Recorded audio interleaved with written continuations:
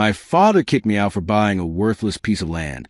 A few years later, he was shocked when he saw I was always the weird one in my family. Growing up in rural Texas, where your worth was measured by how early you could wake up and how much dirt you could get under your fingernails by sundown, I was definitely the black sheep. The Johnson family had been farming the same 100 acres for 3 generations, and everyone expected me to be part of the fourth. Everyone except me. My dad and my 2 older brothers, Mike and Travis, were cut from the same cloth.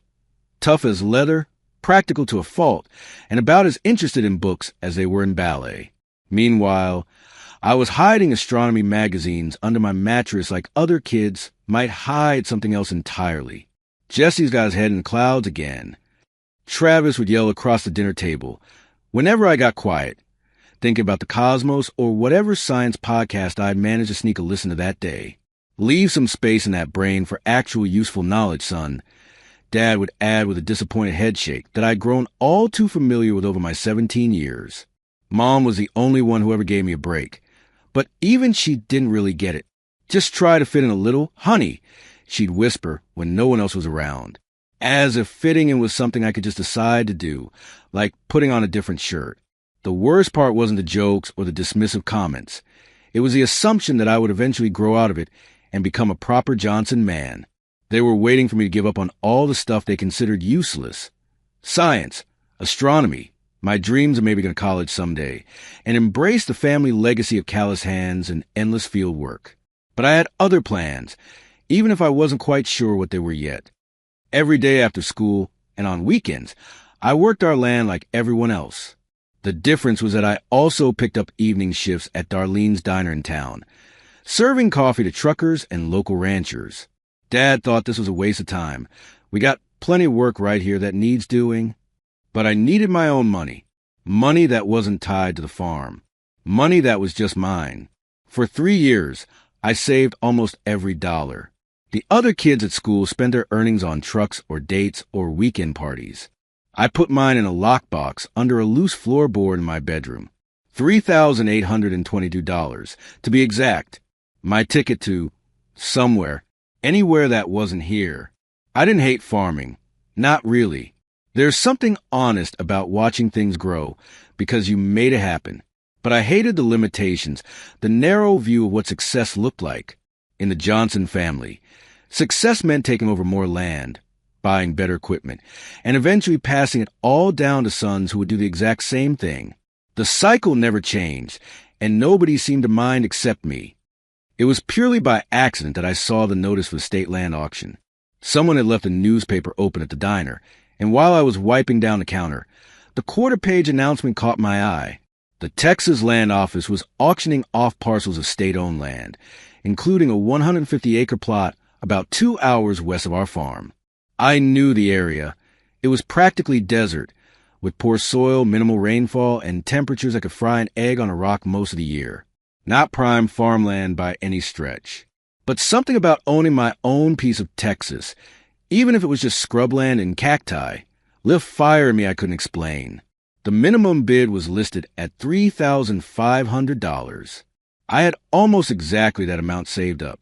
"You doing okay, Jesse?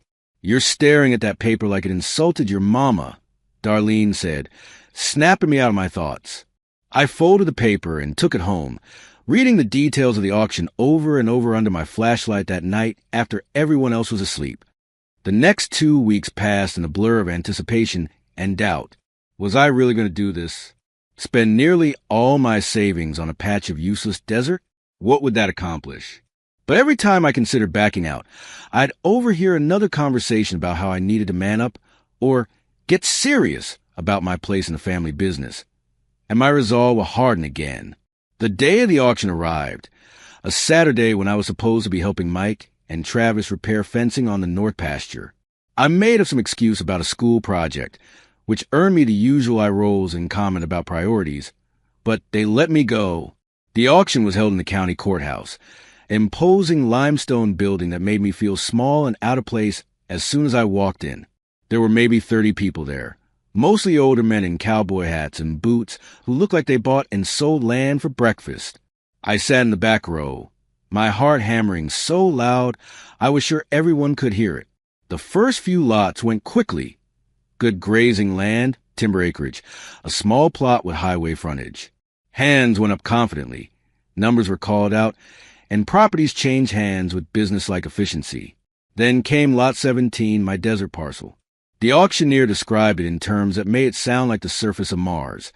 150 acres, minimal improvements, currently classified as marginal rangeland with limited water access. His tone suggested even he didn't expect much interest. Opening bid is $3,500. Do I hear $3,500? The room was silent. A few of the men chuckled. My hand went up before I could second-guess myself. We have $3,500 from a young man in the back. Do I hear $3,600? More silence, and a few of the ranchers turned to look at me with expressions ranging from amusement to confusion. Why would a kid want that worthless patch of dirt? Going once at $3,500. This was it. This was really happening. Going twice. A moment of panic seized me. What was I doing? Sold to bidder number 47 for $3,500. I sat there in shock as the auctioneer moved on to the next lot. I'd done it. I'd actually done it. I own land, my land, not Johnson family land. Mine. The paperwork took another hour, and I handed over my carefully counted cash with shaking hands. By early afternoon, I was driving home with a deed and property tax forms in the passenger seat beside me. I felt weightless, terrified, and powerful all at once. I should have known better than to think I could keep it a secret. In a small town like ours, news travels faster than dust in a windstorm. By the time I pulled into our driveway, someone had already called my father about the Johnson boy buying that worthless Culver plot out west. They were all waiting for me in the kitchen, Dad standing with his arms crossed, Mom looking worried, and my brothers flanking them with identical smirks that said I was in for it now. You bought land. Dad's voice was dangerously quiet. Without talking to any of us, I stood up straighter. Yes, sir. At the state auction today. That wasteland out past Dryden? That's what you spend your money on. His voice was rising now, face reddening beneath a perpetual tan. It was a good price. A good price. He slammed his hand on the table hard enough to make the salt shaker jump. A good price for what? You can't farm it. You can't raise cattle on it. It's worthless. Mike, jump in. What were you thinking, genius? That you'd build your rocket ship there? Your own little space station. I kept my eyes on Dad. It's my money. I earned it. Working at that diner instead of putting in proper hours here, he shouted, while we picked up your slack. And this is how you thank us? By throwing away good money on a middle-of-nowhere sandbox. Mom tried to intervene. Frank, he's just young. He didn't think it through. No, Margaret. Our son has made his choice very clear. Dad's voice had gone cold again, which was worse than the yelling. You think you're so much smarter than the rest of us. Always have. Too good for honest work. Too special to be just another Johnson man. The kitchen fell silent, except for the ticking of the ancient clock on the wall. 3 generations of Johnsons watched me from their photographs, their stern faces seeming to judge me alongside the living. Well, congratulations, son, Dad finally said, each word dripping with disappointment. You got what you wanted.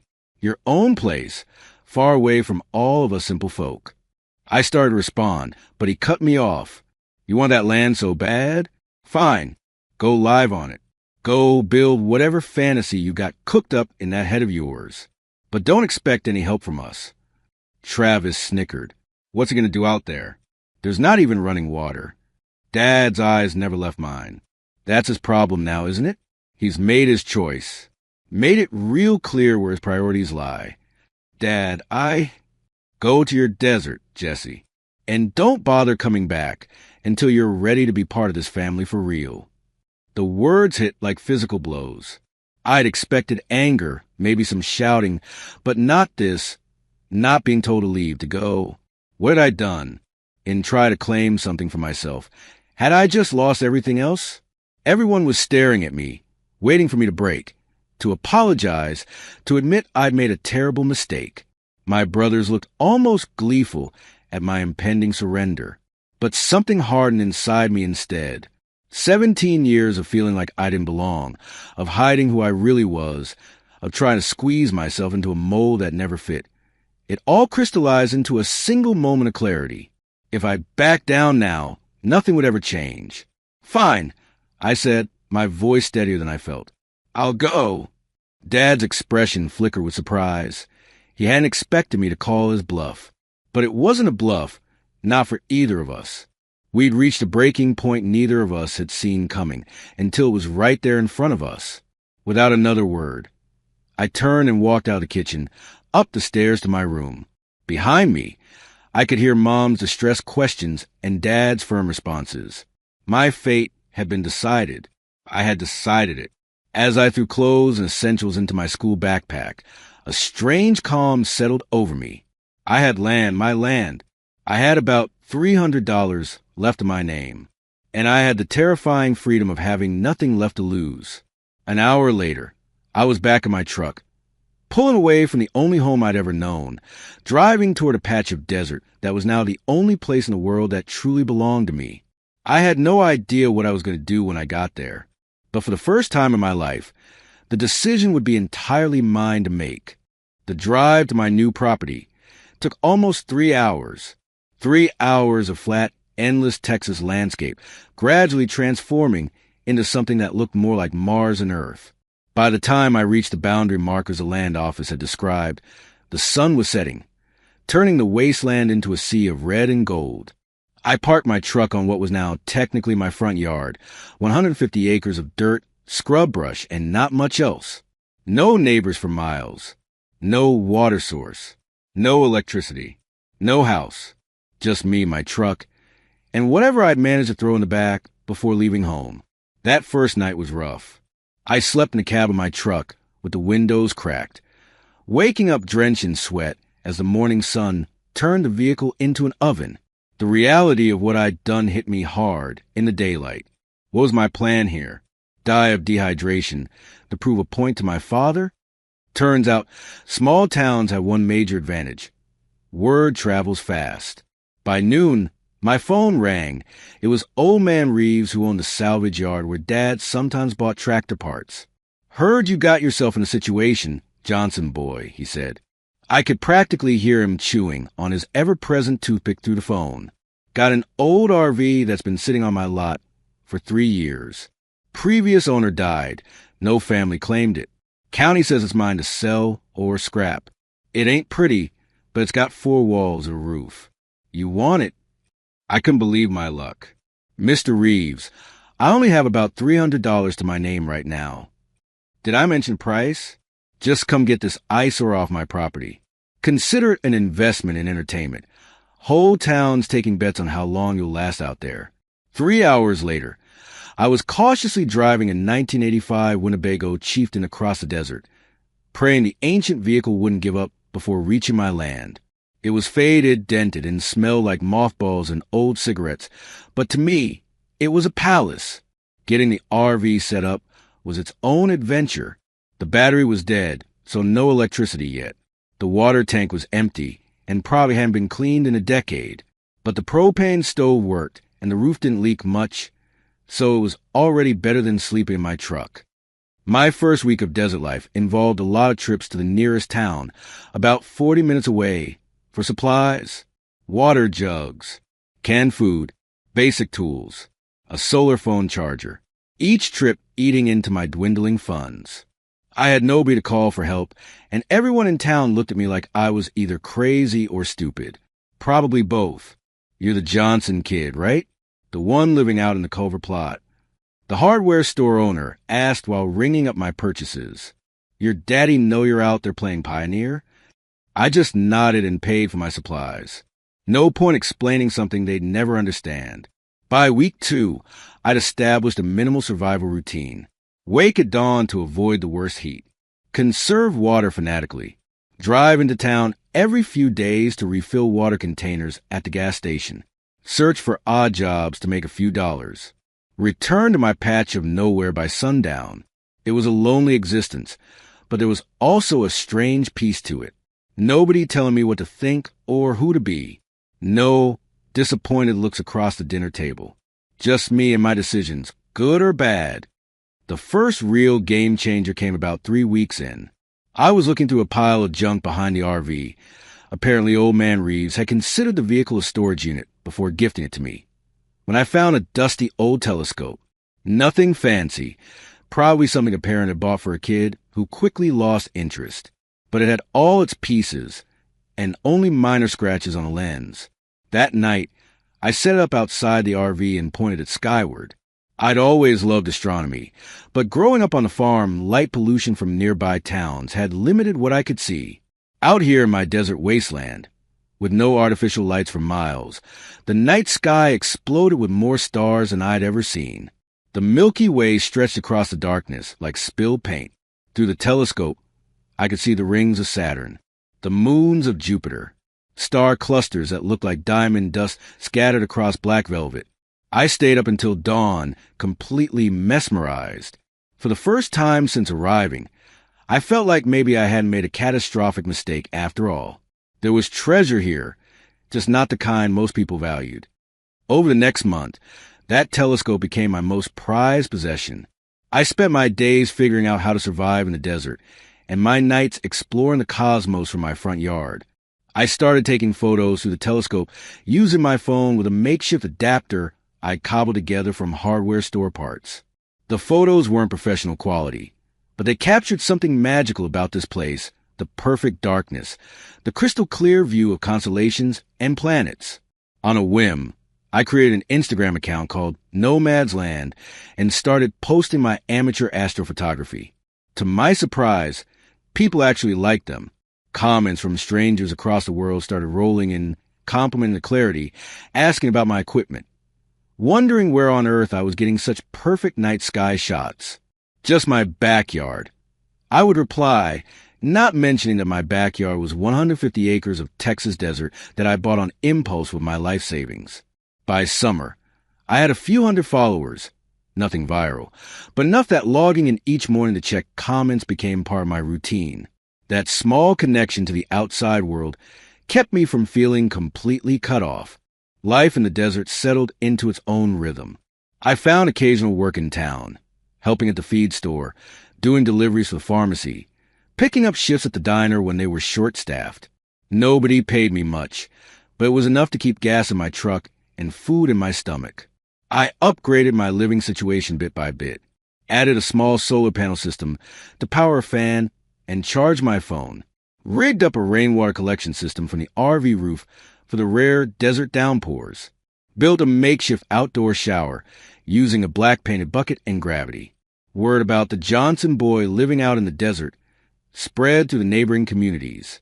I became something of a local curiosity. People would sometimes drive out just to see my setup, ostensibly bringing me supplies, but really coming to gawk at the crazy kid who'd chosen this life. My family never visited.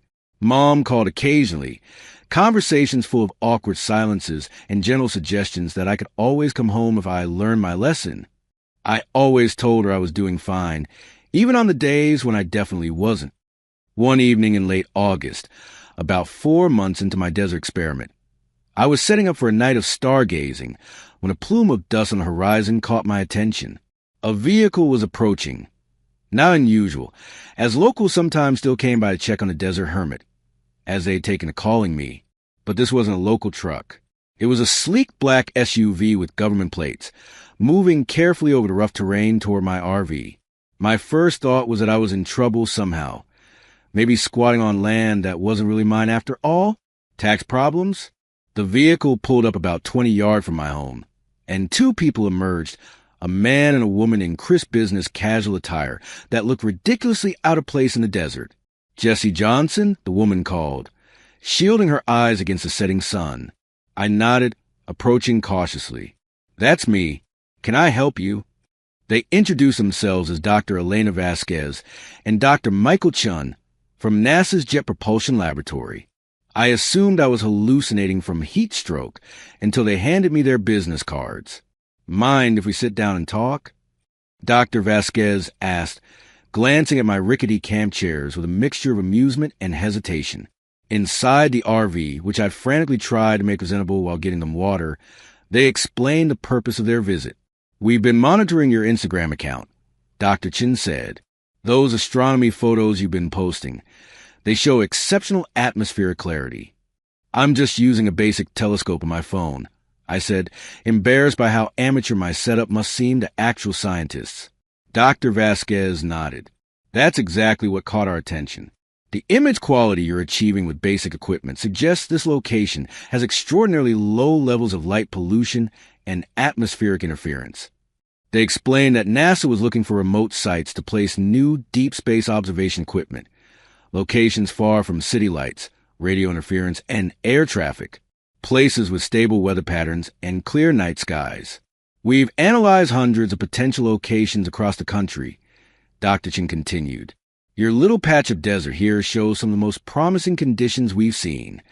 I sat there stunned as they outlined what they were proposing. NASA wanted to lease a portion of my land to build a small observation station.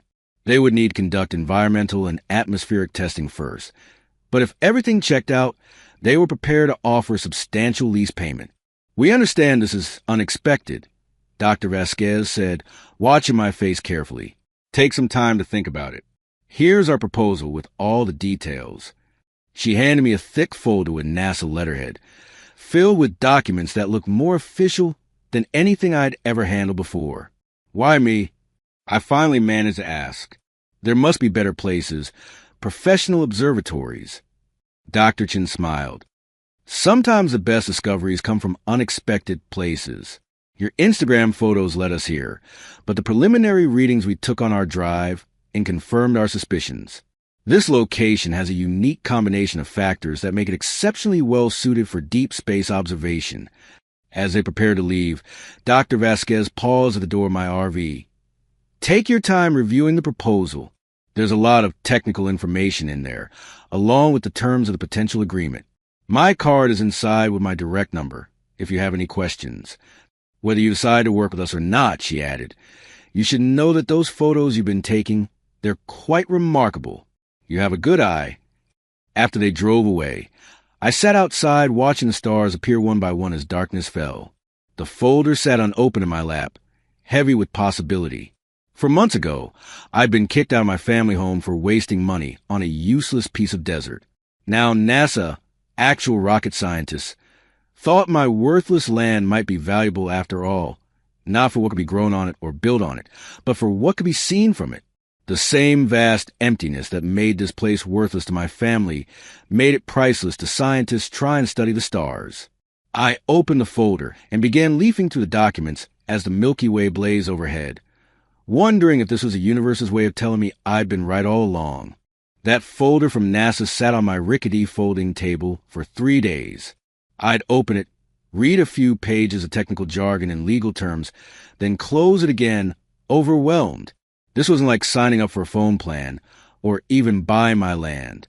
This was NASA, actual rocket scientists, wanting to do business with a high school graduate whose greatest accomplishment so far was surviving 4 months in a desert.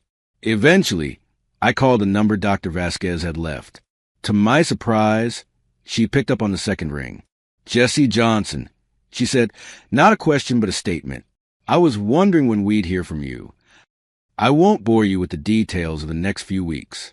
There were more visits from NASA personnel, this time including lawyers and land assessment specialists.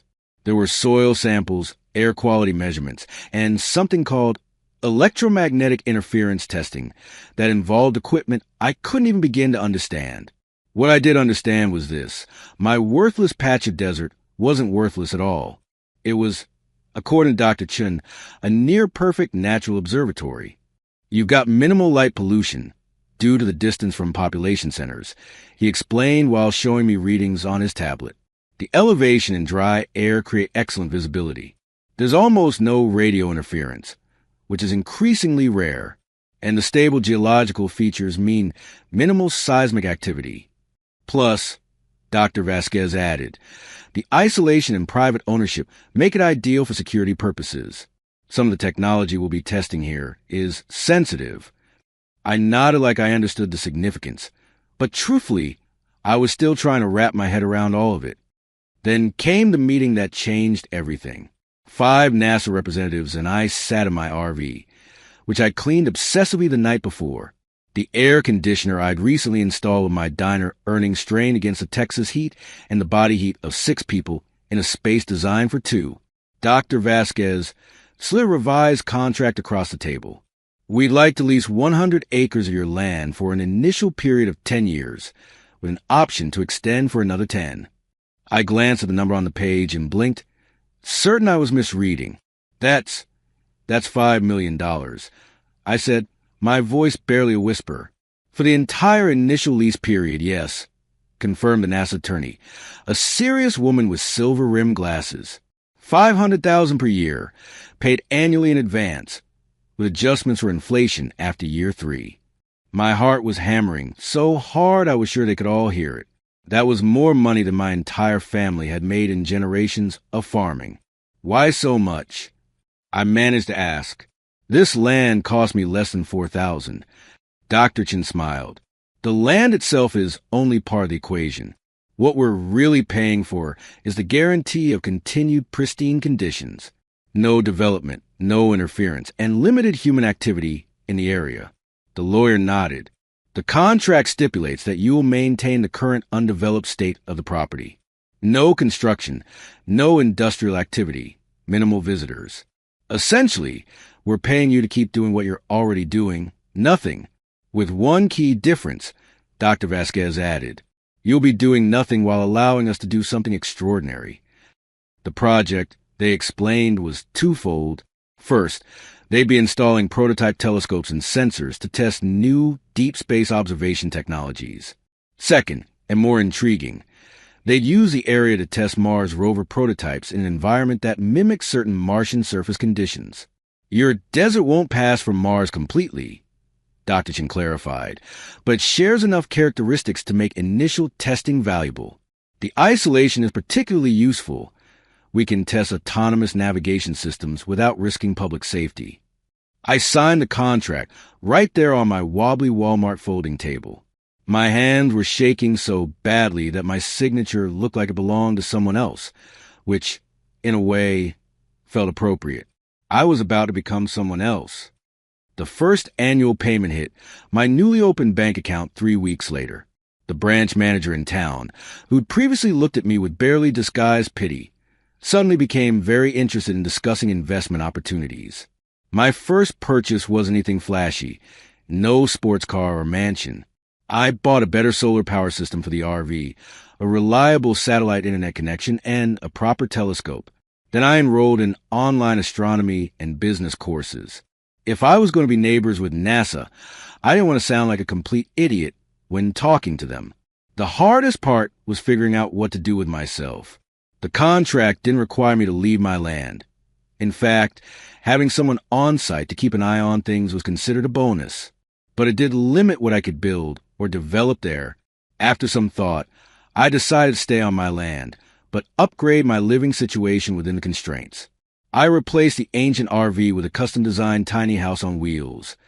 Technically not a permanent structure, so it didn't violate the contract. Solar-powered, with rainwater collection and a composting toilet. It was self-sufficient and environmentally friendly. Plus, it had a rollback roof section over the bedroom, so I could stargaze without getting out of bed. NASA began construction on their facility about 2 months after the contract was signed. They were as good as their word about minimizing impact. The installation was compact, efficient, and designed to blend into the landscape as much as high-tech equipment could. I was allowed to observe some of the construction, which was fascinating. The main structure was partially underground to maintain a consistent temperature and reduce visibility. Solar arrays that seemed far more advanced than commercial panels provided power. And the security system was something straight out of a spy movie. By month 4, they were operational. A small team of scientists and engineers would visit periodically to maintain equipment and conduct tests. But most of the time, the facility ran remotely. My only official responsibility was to report any unusual activity near the site, which basically meant calling if I saw trespassers, a rare occurrence given how remote we were. With financial security came a freedom I'd never experienced. I'd grown up watching every penny, working for every dollar. Now I had more money than I knew what to do with, and time to figure it out. I kept thinking about those months after I first moved to the desert, how lost and purposeless I felt, how the telescope and the stars had given me direction, how sharing those photos online had unexpectedly led to all of this. On a whim, I started a YouTube channel about amateur astronomy. Nothing fancy, just me showing people how to get started with basic equipment, explaining constellations, and sharing tips for night sky photography. I figured maybe a few dozen people might watch. Within 6 months, I had over 100,000 subscribers. Turns out, a lot of people were interested in the stars but intimidated by the technical aspects of astronomy. My approach, casual, straightforward, occasionally fumbling, was apparently relatable. What surprised me even more than the subscriber count was the income. Between ad revenue, channel memberships, and the occasional sponsor video from telescope companies, I was pulling in $5,000 to $8,000 a month from YouTube alone. That was more than I'd made in a year at the diner, and it was just from talking about something I loved. Even without the NASA contract, I could have lived comfortably on the YouTube income, a fact that still amazed me whenever I checked my creator dashboard. The comments became my favorite part. Finally, someone explaining this stuff without making me feel stupid. Watched this with my 10-year-old daughter, and now she wants to be an astronomer. Dude, your backdrop is insane. Where are you filming this? That last comment gave me an idea. I contacted Dr. Vasquez to make sure it wouldn't violate my contract, then launched a scholarship program for high school students interested in astronomy and space science. Each year, 5 students would get funding for college plus a weekend stargazing workshop on my land. Well away from the NASA facility, of course. The first workshop weekend was nerve-wracking. 5 teenagers and their parents arrived, looking at me like I had all the answers. I felt like a fraud. 6 months earlier, I'd been working at a diner. Now, I was supposed to be some kind of astronomy guru, but something amazing happened under that vast desert sky. The students forgot to be cool, the parent forgot to be skeptical, and I forgot to be insecure. Together, we tracked the International Space Station, identified constellations, and captured photos of distant galaxies. By the end of the weekend, one quiet girl who'd barely spoken the first day was excitedly explaining nebula formation to her wide-eyed father. That's when I knew I'd found my purpose, using my ridiculous good fortune to open doors for kids who, like me, looked up at the stars and saw a possibility. The program grew rapidly. I partnered with science teachers across Texas, then expanded nationwide. The scholarship fund increased as my YouTube channel and social media platforms gained traction. Companies started approaching me about sponsorships, telescope manufacturers, camera brands, even outdoor gear companies. 2 years after signing the NASA contract, I established the No Man's Land Foundation, the name a play on both my nickname and perceived value of the desert. Its mission was simple: make space science accessible to underserved communities and rural schools that often lack resources for STEM programs. We provided telescopes, curriculum materials, and virtual mentoring from astronomers and NASA scientists who become friends through my unlikely connection to the agency. Dr. Vasquez even sat on the Foundation's advisory board, providing legitimacy that helped us secure additional funding. It was around this time that local media got wind of the full story. A reporter from a nearest city's newspaper showed up one day, asking questions about the mysterious NASA facility and the desert hermit who now ran a growing educational foundation. The resulting article, From Outcast to Star Power, How a Patch of Worthless Desert Made One Man a Millionaire and Changed Astronomy Education, was picked up by national outlets. Suddenly, interview requests were flooding in. People magazine wanted to do a feature. A documentary filmmaker called about rights to my story. The attention was overwhelming and unwanted. I'd never been comfortable in the spotlight. That's partly why I'd ended up alone in the desert in the first place. But my foundation director, yes, I had staff now, convinced me that publicity would help the cause. Every interview is a chance to get more kids interested in science, she argued. You don't have to talk about yourself. Talk about the stars. So I did, reluctantly at first, then with growing confidence. I steered conversations away from the money and toward the mission. I brought students onto news segments to demonstrate astronomy concepts. I leveraged the platform to announce new initiatives and partnerships. The defining moment came when the local news station from my hometown ran a story on my foundation's work. They interviewed several community members about the local boy made good. Most were predictably supportive now that I was successful, claiming they'd always known I was going places. Then they showed a clip of my father, standing in the same farmyard where he'd told me never to come back. Jesse always had different ideas, he said, his expression unreadable. Turns out he was right about that piece of desert. Who'd have thought it? It wasn't an apology. It wasn't even particularly warm. But coming from my father, it was the equivalent of a standing ovation. The reporter asked if he was proud of what his son had accomplished. There was a long pause before he answered. He found value where nobody else could see it. That's the Johnson way, I suppose. I watched the segment alone in my tiny house, unsure how to feel. 3 years earlier, I'd been desperate for any sign of approval from my family. Now, I realized their approval or disapproval no longer defined me. I built something of my own, something meaningful. Later that evening, my phone rang with an unknown local number.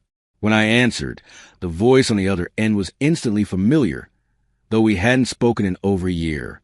Jesse, my father said, sounding older than I remembered, your mother and I saw you on the news. I waited, heart pounding, wondering if this was a reconciliation I'd once craved or just another disappointment. The foundation you started, he continued. They're putting telescopes in rural schools? Yes, I replied cautiously. We've equipped over 50 schools so far. There was a pause, and the high school here could use something like that. Kids don't have much to look forward to except farming or leaving. It wasn't quite an olive branch, but it was something, a recognition, perhaps, that there were different ways to build a worthwhile life. I'll have someone from a foundation reach out to the science department. I said, another pause. You could do it yourself.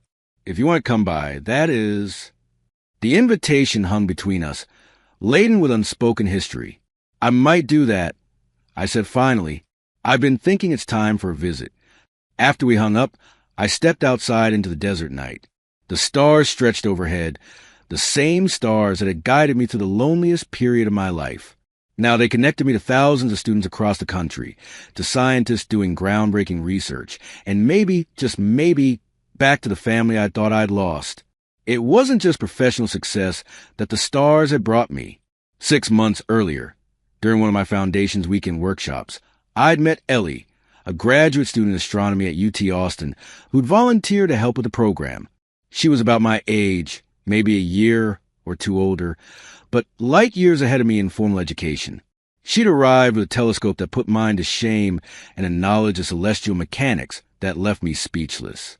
Your YouTube videos got me through some tough undergrad courses. She confessed over freeze-dried ice cream, a NASA-inspired treat I'd started serving at the workshops. You explained things in ways that actually make sense to normal humans. We'd spent that entire night pointing out constellations to students during the day and talking until sunrise after they'd gone to bed. Something just clicked between us, like two planets falling into perfect orbit around each other.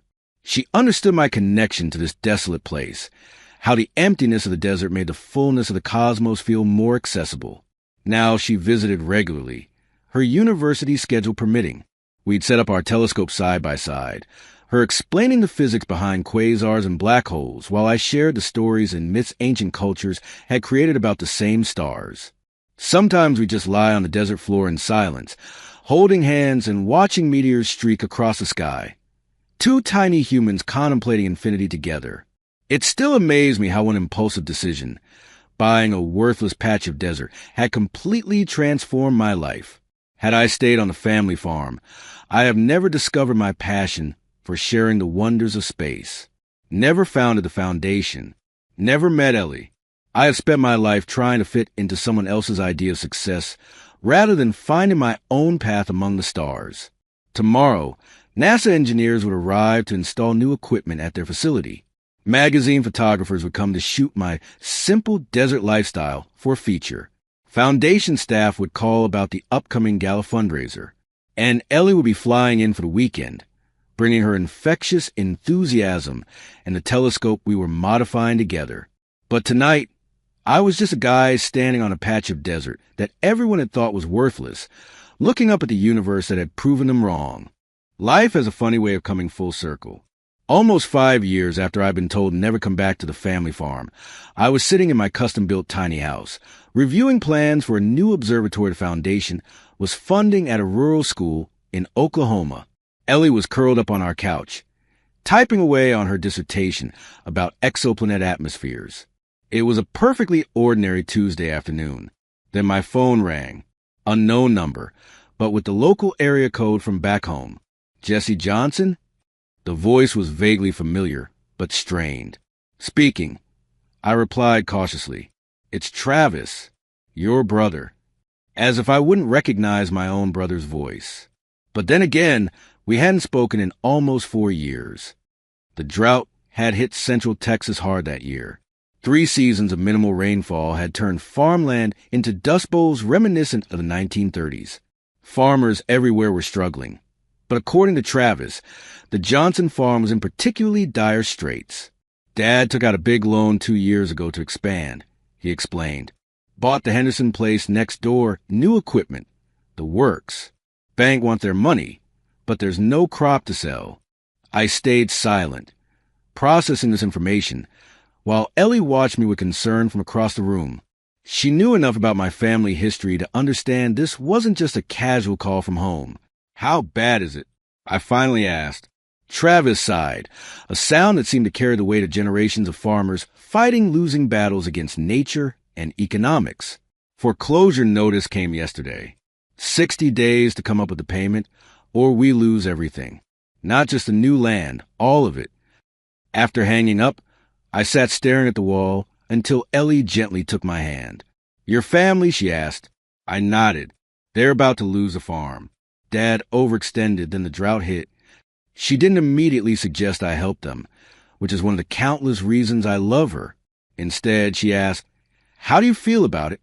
That was the million-dollar question, wasn't it? Part of me felt a dark satisfaction. They'd mocked my worthless desert purchase, and now their supposedly sensible farm investment was underwater. But beneath that petty reaction was something more complicated. That land represented generations of my family's sweat and sacrifice. Whatever my issues with my father, that legacy meant something. I don't know, I admitted. Part of me wants to tell them to figure out themselves. And part of me can't let go of the fact that it's still your family, Ellie finished for me. For the next week, I deliberated. The foundation could easily cover what my family needed. We'd recently received a 7-figure donation from a tech billionaire who'd gotten into astronomy after watching my videos. But this wasn't about ability. It was about whether I should. Ellie, ever practical, suggested a compromise. You could structure it as a business loan. Set terms, expectations, boundaries. Make it clear this isn't about coming crawling back or accepting their past treatment. She was right. As usual, I called my foundation's attorney and had papers drawn up for a farm rescue loan with fair but firm terms. Then I called Travis back. I can help, I said without preamble, but I need to meet with Dad and discuss terms. There was a pause. You're not just going to write a check? No, I replied firmly. This needs to be a conversation, face to face. If that's a problem, then I guess we're done here. Another pause. I'll tell him. When can you come? The farm looked smaller than I remembered. The Johnson family homestead had loomed large in my memory, both as a setting of countless childhood experiences and as a symbol of everything I had rebelled against. Now it just looked like what it was, a modest farmhouse with peeling paint, surrounded by parched fields and aging equipment. Ellie squeezed my hand as we pulled up in my truck. I'd asked her to come along, partly for moral support and partly so my family could see the life I'd built. She wasn't a prop to show off, but her presence helped remind me of who I was now, not just who I'd been when I left. Dad was waiting on the porch, looking older and more worn than the man in my memories. Mike and Travis flanked him like bodyguards, their expressions unreadable. Mom appeared from inside the house, wiping her hands on her apron. Some things never change, and for a moment, I was 17 again, coming home late from the diner to face their judgment. But I wasn't that kid anymore. I was the founder of a successful educational foundation. I had contract with NASA. I had made something of myself on my own terms. And I had Ellie, who believed in me without condition or expectation. I stepped out of the truck, the desert dust still clinging to my boots. "Hi, Mom." "Dad."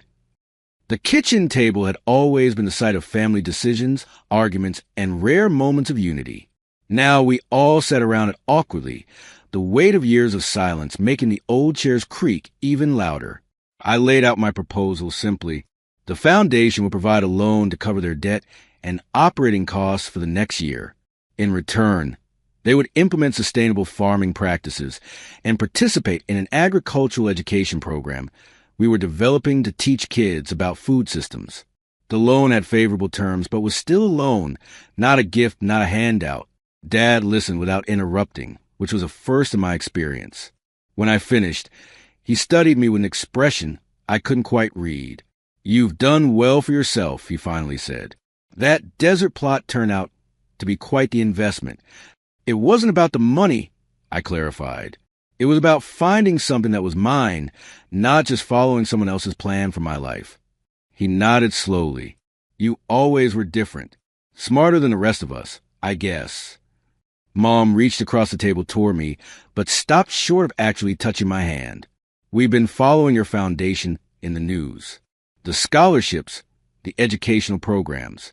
We're proud of what you've accomplished, Jesse." The words should have been healing. They were what I'd wanted to hear for years.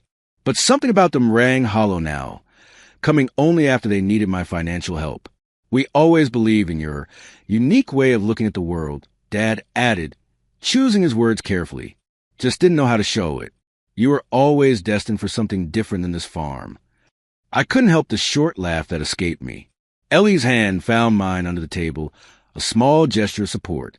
"That's not how I remember it," I said quietly. "I remember being told I was wasting my time. I remember being kicked out for buying that worthless land." Dad had the decency to look uncomfortable. "We were wrong. I was wrong. You've proven that." I looked around at their faces, hopeful, contrite, and just a little bit calculating.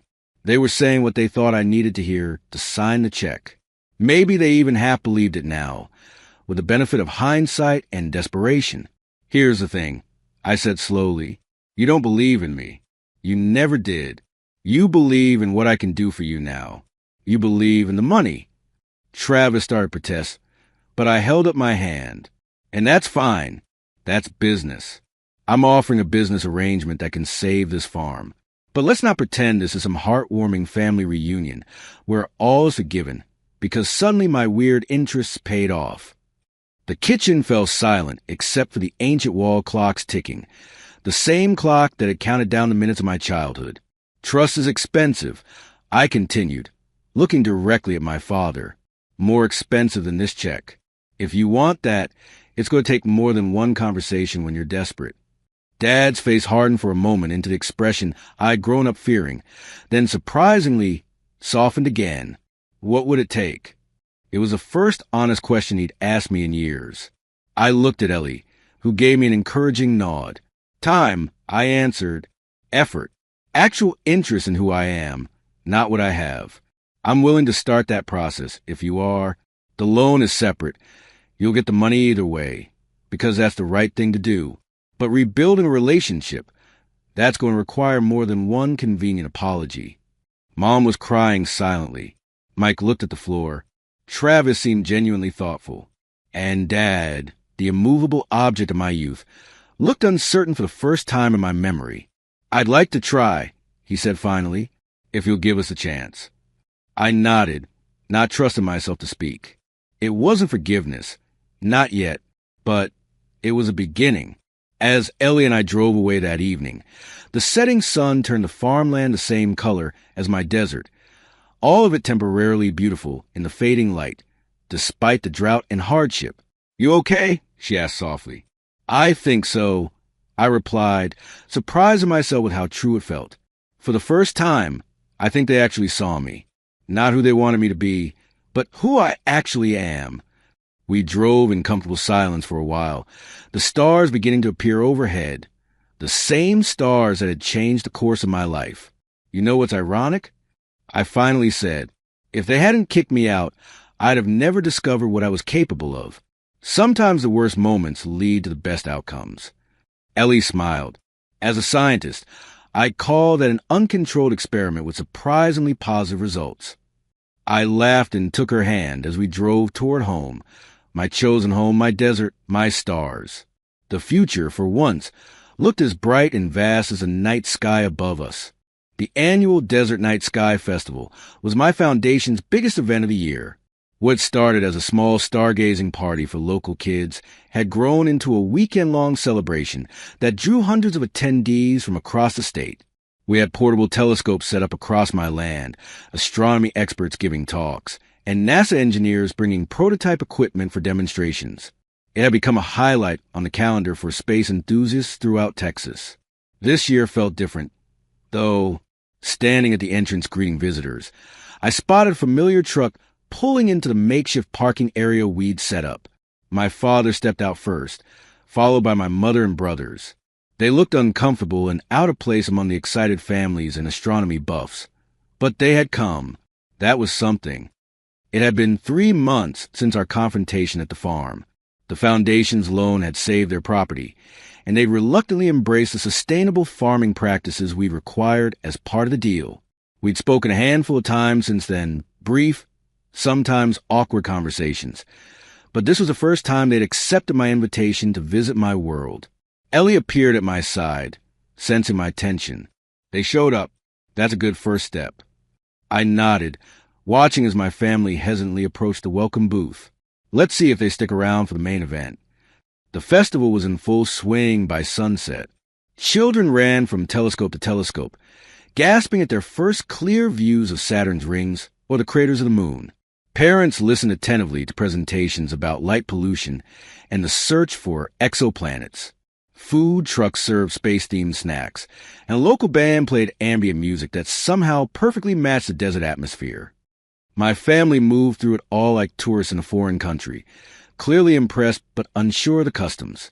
I kept my distance, letting them experience everything at their own pace.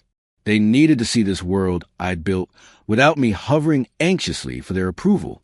As dusk deepened into true darkness, I took my place at the central stage area, really just a raised platform with a giant screen behind it. This was the festival's signature event. My keynote presentation about the wonders of the night sky, designed to be accessible to absolute beginners while still engaging for amateur astronomers.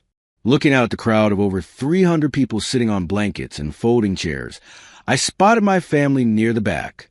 They hadn't left. Another good sign. Welcome, everyone, to the darkest night skies in Texas. I began as the first images of nebulae and galaxies appear on the screen behind me.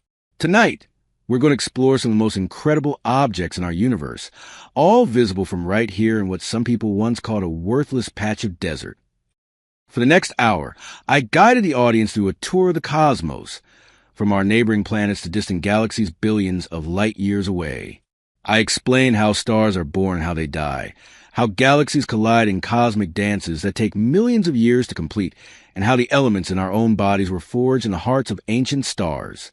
Throughout it all, I kept returning to a central theme, how looking up at the night sky connects us to something larger than ourselves, something that puts our human concerns in perspective while simultaneously making our brief existence feel more precious.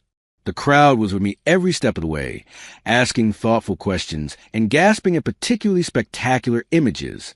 Even the youngest kids stayed engaged, their faces illuminated by the glow of distant stars projected on the screen. And my family, they were still there, watching intently. My father's expression had changed from polite interest to something that looked almost like wonder. As I wrapped up the presentation, a hush fell over the audience. The screen behind me showed a simple image, the view from my land on a clear night, the Milky Way stretching across the sky like a river of light. Before everyone heads back to the telescopes for more observing, I want to share something I've learned during my time out here. I said, looking directly at the group of students sitting cross-legged at the front of the audience. Sometimes the things that seem empty or worthless to others might become your greatest treasure. Sometimes the path that everyone tells you not to take is exactly the one you should follow. Sometimes you have to stop looking at the ground beneath your feet and start looking up at the stars instead. I saw my father shift in his seat, his eyes meeting mine across the crowd. The universe is vast beyond comprehension, full of mysteries we're only beginning to understand. But one thing I know for certain is that every person here tonight has their own unique way of seeing it, their own perspective, their own contribution to make. Don't let anyone convince you that your view doesn't matter. After presentation, as people dispersed to the telescopes and activity stations around the property, my father approached me. He stood awkwardly for a moment, then gestured at the festival around us. "You built all this," he said. Not quite a question. "Not alone," I replied. "I had help. Good people who believed in the vision." He nodded slowly. I should have been one of them. From the beginning, it wasn't quite an apology, but for my father, it was monumental.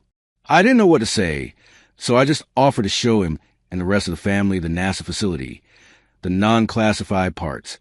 Anyway, they accepted, and for the next hour, we walked my land together as colleagues rather than adversaries. Later that night, after the festival had wound down and the last visitors had left, Ellie and I climbed to our favorite stargazing spot on a small rise at the edge of my property. The desert stretched out before us, silvered by moonlight, and above us, the universe put on its nightly show. I bought the adjacent property yesterday, I told her as we settled onto our blanket. The Morrison Tract, another 100 acres that everyone thinks is worthless.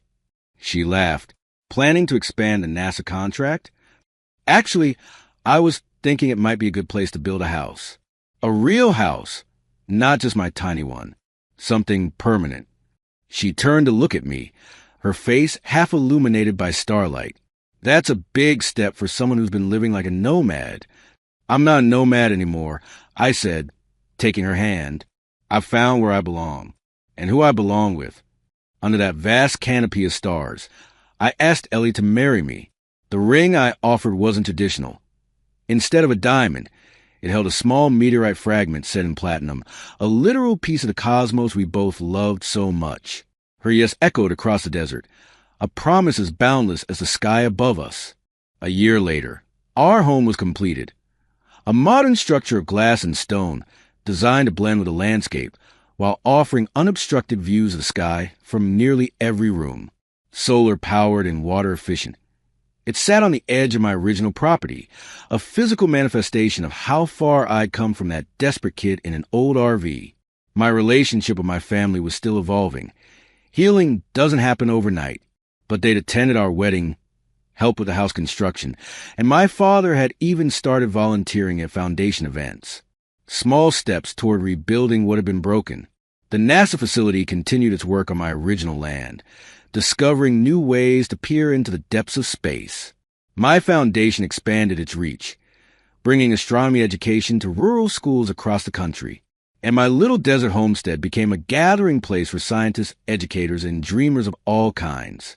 Sometimes, on clear nights, Ellie and I still lie out under the stars, marveling at our unlikely journey. From an impulsive land purchase to a life neither of us could have imagined, all because I refuse to accept other people's definition of value. The universe teaches us many lessons if we're willing to listen.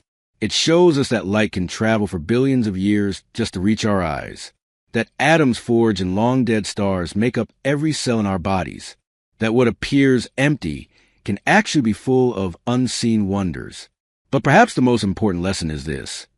In a cosmos so vast and ancient, the brief flicker of human life might seem insignificant, yet it's precisely our brevity that makes each moment precious, our tiny perspective that makes discovery so sweet, our limited understanding that makes exploration so necessary. Looking up at the stars reminds us that we're part of something immeasurably greater than ourselves. But it also reminds us that here and now, on this small planet circling an ordinary star, this is where our story unfolds. This is where we find our own constellations of meaning in the darkness. And sometimes, if we're very lucky, we find someone to search the sky with us.